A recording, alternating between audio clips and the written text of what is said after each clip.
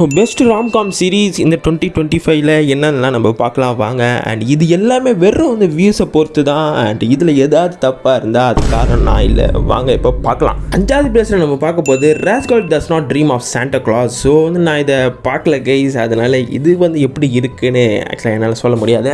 4வது பிளேஸில் நம்ம பார்க்க போகிறது வந்து கால் ஆஃப் தி நைட். அண்ட் நான் இதை பார்க்கணும்னு நான் அப்போ தான் நினச்சிருக்கேன் கைஸ். நான் இதை கண்டிப்பாக பார்த்துருவேன். அண்ட் வந்து இது ஒரு நல்ல ராம்காம் சீரீஸ் தான். அண்ட் எல்லாருமே ஆக்சுவலாக அதை பற்றி சொல்லியிருக்காங்க.